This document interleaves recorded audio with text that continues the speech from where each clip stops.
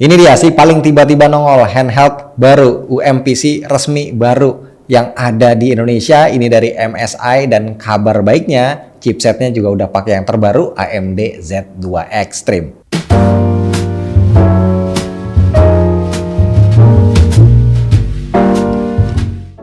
Bismillah, alhamdulillah kita ketemu lagi bareng gua Romi. Ya, jadi kemarin gue iseng-iseng aja ya lagi ngeliat di e-commerce, terus tahu-tahu ada nih nongol di depan, gue lagi scroll-scroll, ada MSI Claw yang tipe A8 ini pakai AMD Z2 Extreme. Nah, ini harganya kemarin pas gue beli itu ada di angka 14 jutaan. Ya, kalau teman-teman lihat ini udah versi resmi ya di sini tuh, diimpor oleh PT Galva Teknologi. Jadi garansinya harusnya kalau nggak salah MSI itu 2 tahun ya. Nah, boxnya biasa aja, nggak yang mewah-mewah gimana gitu ya. Nah, dalamnya seperti ini ya. Warnanya hijau nih, bener-bener apa ya, mentereng banget gitu ya. Tapi kita lihat nanti belakangan, selain warna hijau, dia juga ada warna polar ya, warna putih. Nah, di sini di paket penjualannya kita akan mendapatkan, ini ada charger ya. Chargernya ini dayanya 65 watt. Oke, gua nggak usah buka plastiknya ya, tapi di sini ada 65 watt dan nggak terlalu gede ya, cuman dia nyambung aja sih sama kabelnya USB-C. Kemudian ada, udah simple banget sih, cuman ada ini doang, startup guide dan quick guide. Ini dia device-nya. Ini BTW gua tadi udah pasang anti gores ya. Ini gua pakai yang custom. Nah, jujur first impression gua megang si MSI Claw A8 ini, menurut gua ini enak, gede, karena kan dimensinya 8 inci ya layarnya. Gua biasa pakai Aya Neo 3 6 bulan terakhir ya. 3 bulan terakhir gua pakai Aya Neo 3 nih. Kita coba bandingin ya. Nah, ini perbandingannya ketika dibandingin dengan Aya Neo 3 yang layarnya 7 inci tuh ya. Jadi bedanya lumayan jauh, dan enaknya lagi rasio layarnya ini si MSI Claw A8 16:10, jadi lebih tinggi ya, kelihatannya lebih lega, lebih lebar, lebih luas. Tapi secara dimensi handheldnya sendiri sebenarnya nggak terlalu beda-beda jauh banget sih size-nya gitu ya. Paling beda sekitar paling banyak 3-5 cm lah gitu ya. Terus juga yang gua notice ini nggak terlalu berat ya, mungkin sekitar 700 gram bobotnya. Terus untuk materialnya sejujurnya menurut gua plastik yang dipakai ini kayak plastik yang feel-nya tuh rada-rada cheap gitu ya, kayak kesannya murah gitu ya. Makanya dia juga enteng, terus juga kayak kalau diketok gini kayak rada-rada kopong gitu. Makanya enteng juga. Nah, logo MSI-nya di belakang nih ditaruh di sini naganya gitu. Untuk bagian belakangnya sih desainnya sih ya lumayan sangar ya. Terus dia juga ada tombol tambahannya di sini ya, di punggungnya. Gripnya, nah ini juga nggak terlalu gede ya gitu. Jadi ini gripnya tuh bisa dibilang kecil dan cukup mengotak. Jadi kalau kita pegang seperti ini tuh area megangnya itu sempit nih. Area megang ini sempit. Biasanya kan kayak kalau kita megang stick itu kan cenderung membulat ya. Nih gue bandingin lagi deh sama Aya Neo ya. Nah nih kayak gini tuh ya. Ini membulat, dipegangnya relatif lebih enak gitu, di telapak tangan tuh lebih enjoyable. Nah, kalau si MSI ini dia lebih kaku, tuh lebih mengotak gitu ya, dan juga lebih sempit lah gitu. Nah, kayaknya sih kita harus terbiasa ya biar megangnya itu nyaman, enjoy gitu. Kipasnya ditaruh di belakang nih, kanan kiri ya, dibuangnya lewat atas. Kemudian di atas ini ada tombol power ya, ada di sebelah kiri ini nyatu dengan sensor fingerprint. Kemudian ada 2 port USB-C Thunderbolt 4. Dia support 40 Gbps tuh ya keterangannya. Terus ada slot micro SD di sini, ada jack audio, ada tombol volume. Ini tombol start, tombol select. Ini untuk shortcut, ini untuk MSI center, dan ini tombol-tombol yang lainnya dia. Oh ya BTW, udah pakai Hall effect ya untuk analognya dan juga untuk triggernya. Nah, triggernya juga relatif kecil nih tuh ya tombolnya. Jadi ini mirip kayak tombol stick Xbox Series S atau Series X ya. Terus untuk tombol D-pad-nya, kalau menurut gua tombol D-pad-nya ini rada keras ya, dan bagian pinggir-pinggirannya Tuh, dia kan agak apa ya, keluar gitu ya. Nih, teman-teman bisa lihat ya. Nah, ini terlalu tinggi sih menurut gua. Mungkin maksudnya biar feel mencetnya itu berasa banget ya, tapi ya ini balik lagi butuh adaptasi ya. Karena sebelumnya gua kan pakai Aya Neo 3. Nah, tombolnya seperti ini nih, enak banget, empuk banget. Nah, sekarang harus pakai tombol yang seperti ini. Nah, tombolnya ini lebih keras dan lumayan tinggi. Kemudian speaker ditaruh di sini. Nah, sekarang kita pengen lihat dulu ya. Ini kan dapat UI dapat OS itu Windows 11 ya, yang home. Nah, di sini tadi pertama kali gue udah diminta untuk update, ada BIOS, ada firmware gitu, udah diupdate semuanya. Nah, ini kelihatan nggak ya warnanya hitam kayak gini. Jadi ini versi AMD Software Adrenalin itu versi 24.30.46. BTW ini versinya lebih rendah dibanding Aya Neo 3 gua tadi, itu udah versi 25 kalau nggak salah. Padahal GPU-nya sama ya, Radeon 890M. Kalau dibanding Z1 Extreme, Z1 Extreme itu kurang lebih performanya itu naik sekitar 25%. Jadi memang nggak terlalu banyak banget ya. Kita lihat di sini ya. Di menu performance, kemudian di menu tuning, di sini kita dedicated graphic memorinya maksimalnya kita cuma bisa milih sampai dengan 8 GB. Jadi pilihannya ada 0,5, 1 GB, 2 GB, 4 GB dan maksimal di 8 GB. Jadi nggak bisa lebih karena RAM-nya sendiri ini kan yang terinstall 24 GB ya gitu. Jadi share-nya cuma bisa 8 GB aja. Nah, perbandingan di Aya Neo gua, ya Aya Neo 3 itu RAM-nya 64 GB dan gua bisa share sampai dengan 32 GB untuk VRAM-nya. Kemudian untuk MSI Center nih tampilannya seperti ini. Gue juga baru baru ngeliat lah, baru nyobain tampilannya kayak gini ya. Menurut gue cukup oke, cuma bukan yang bagus-bagus banget ya. Lebih enak ngeliat tampilannya Steam Deck sih sebenarnya kalau menurut gue. Tapi ya not bad lah. Di sini ada modenya, kita bisa pilih menu user scenario ini untuk nyeting TDP ya. Pilihannya itu ada 3 AI engine. Jadi ini otomatis akan fluktuatif naik turun TDP-nya sesuai dengan kebutuhan si chipsetnya, disesuaikan dengan apa yang lagi kita jalanin, apa kita main game enteng, game berat gitu ya. Kemudian ada mode endurance ini buat kayak utamain TDP-nya serendah mungkin dah gitu biar baterainya bisa awet. Kemudian ada manual. Nah, kalau manual di sini kita ada pilihan SPL, SPPT dan FPPT. Nah, kalau mau kita set di sini SPL sih biasanya ya. Paling mentoknya tuh paling rendahnya cuman bisa di 15 watt. Tidak bisa lebih rendah lagi.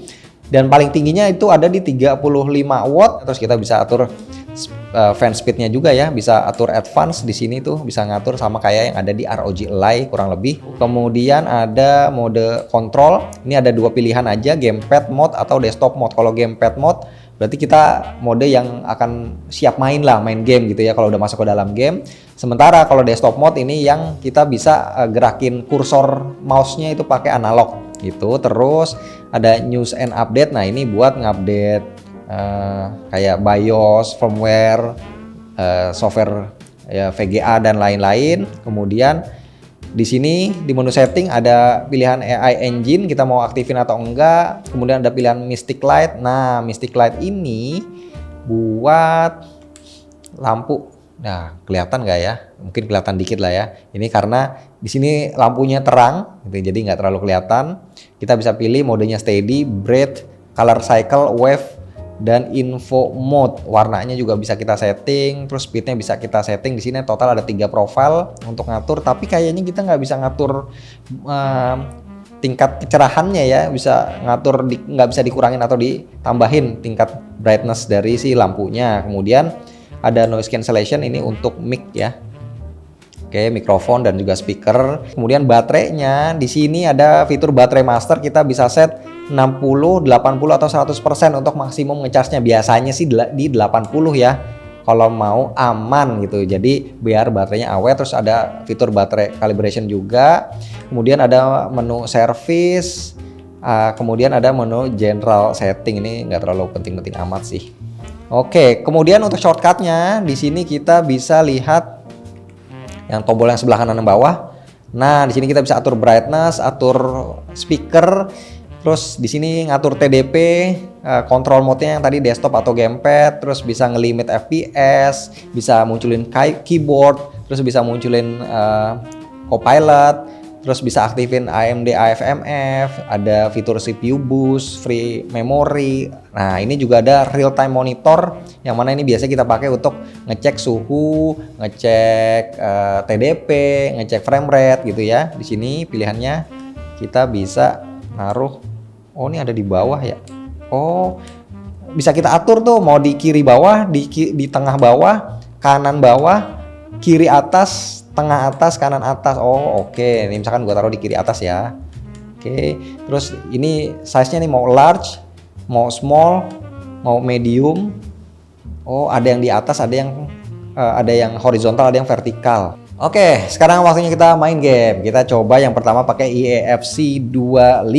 Ini di resolusi natif 1200p. Dynamic resolution-nya gua on-in, cutscene quality-nya full. Rendering quality dan grafis yang lain-lainnya itu high semua. Oke, ini lagi loading. Sekarang kita set TDP-nya ya, kita set manual di 18 watt deh. Nah, FYI karena ini drivernya mungkin belum yang terbaru, jadi feel mainnya juga mungkin ya belum optimal. Biasanya kan kayak gitu, harus nunggu bener-bener matang dulu. Nah, ini kita aktifin. Kelihatan nggak ya teman-teman nih di sebelah kiri ya, tuh bisa ngeliat frame rate-nya. Oke, ini frame rate-nya sih kalau main di resolusi natif terus dengan serba high, ini frame rate-nya ada di 30-an, yang mana buat main game bola ini kurang nyaman, kurang enak ya 30-an. Sekarang kita akan coba TDP-nya kita pakai yang AI Engine. Nah, biar dia ngeset sendirilah. Oke. Tuh langsung naik ya frame rate-nya.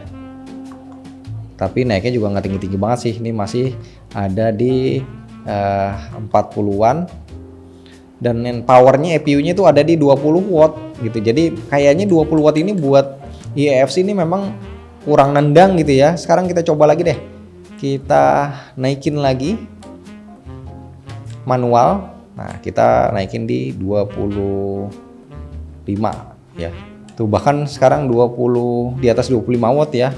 Ini frame rate-nya mentok masih di 40 fps aja. Jadi kemungkinan ya untuk game EAFC 25 ini harus ada yang di setting-setting lagi. Karena biasanya di Z1 Extreme aja nggak serendah ini frame rate-nya ya. Ini kenapa bisa cuma 40 gitu, padahal frame rate-nya juga nggak gua limit. Oke, so mungkin nanti gua akan coba utak-atik lagi di video berikutnya. Nanti gua akan update ya. Yang jelas untuk saat ini dengan driver tadi versi 24 sekian-sekian di main EAFC ini belum optimal ya, frame rate-nya itu belum nyampe 60 fps. Selanjutnya ini gue coba game yang baru ya, AAA nih, Mafia Old Country. Ini game yang lumayan cukup melelahkan, merepotkan kinerja CPU dan GPU. Ini kita pakai resolusi natif 1200p. Kemudian grafisnya kita set di medium. Upscaling kita pakai FSR yang performance. Frame gain-nya ini kita belum pakai ya, kita offin aja dulu. Oke, sudah masuk ke gamenya. Ini dapat 40 ya, 42, 39, 37, turun 34, 35. BTW ini gue pakai TDP-nya set manual ya. Ini di 20 watt. Itu dengan 1200p. Oh, turun nih frame rate-nya ke 3028.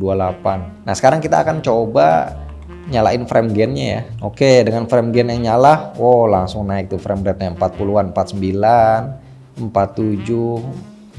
Oke lah, lumayan lah. Walaupun tetap nggak sampai 60 ya. Tapi di angka 40-an itu masih termasuk oke. Dan ngomong-ngomong untuk motor vibrasinya menurut gua ini biasa aja ya. Tadi sempat berasa itu agak sedikit sember gitu ya. Ya kalau gue bandingin sama si Aya Neo 3 itu salah satu haptic feedback yang paling enak itu empuk, lembut. Kalau ini ya agak-agak kasar, tapi bukan yang jelek banget gimana gitu ya. Menurut gue masih termasuk oke lah. sesuai lah dengan harganya. Kemudian fan-nya, RPM-nya ini ada di 6300 ya, gua set otomatis. Cuma ini nggak kedengeran berisik sih. Gitu, suara kipasnya ini masih aman banget. Sekarang game ketiga, gua coba lagi-lagi game triple A ya. Ini Assassin's Creed Shadows. Ya, ini gua pakai resolusi natif di 1200p, kemudian frame rate targetnya di 60 fps, upscalernya gue pakai FSR yang mode performance, terus untuk grafisnya gue settingnya low aja. Nah sekarang kita akan running untuk benchmarknya, kita akan pakai TDP-nya di AI Engine ya, dia akan menyesuaikan. Nanti kita akan coba 2 kali deh.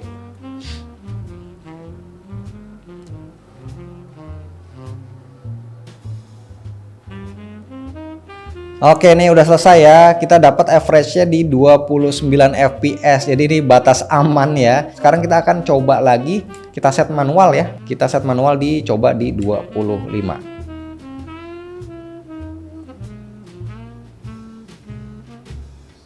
Oke, udah selesai. Tuh, average-nya naik ya. Dari 29 sekarang jadi 32 fps. Karena memang pada dasarnya game-game yang gue coba ini adalah game-game baru, game triple A yang memang berat gitu ya, mengutamakan grafis gitu. Jadi memang wajar. Ditambah lagi menurut gua ini harusnya drivernya nanti akan lebih matang lagi seiring dengan makin banyaknya device dengan Z2 Extreme itu bermunculan. Karena sekali lagi gua pakai di Ayano 3 itu pakai HX 370 Ryzen 9 itu sudah versi 25. Ini masih versi yang 24 gitu. Jadi gua belum bisa menyimpulkan untuk saat ini karena gue yakin performanya belum benar-benar keluar, belum benar-benar optimal.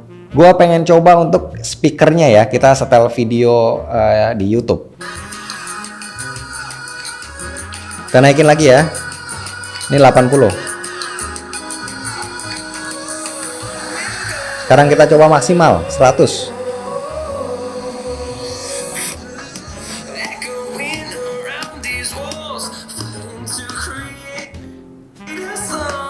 Oke, menurut gua speaker ini termasuk enak ya gitu, cukup detail.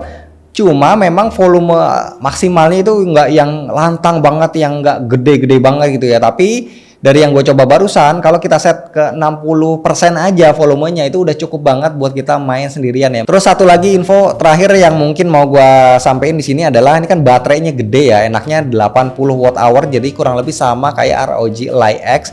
Dengan baterai 80 watt hour ini, kalau kita main di TDP antara 17 sampai 20 watt 1 jam itu berkurang sekitar 30 sampai 35% untuk main game AAA dengan brightness layarnya itu sekitar 50% lah, kurang lebih di setengah ya. Jadi kalau kita main game AAA dengan TDP tersebut 17 sampai 20 kurang lebih ya kita bisa main 3 sampai 3,5 jam, yang mana udah enak banget sih menurut gue, itu udah cukup banget ya durasi segitu. Kalau seandainya kita main di TDP lebih rendah lagi di 15 watt itu harusnya, apalagi kalau gamenya game-game ringan, game indie itu harusnya bisa nyampe 4,5 atau bahkan 5 jam kali ya.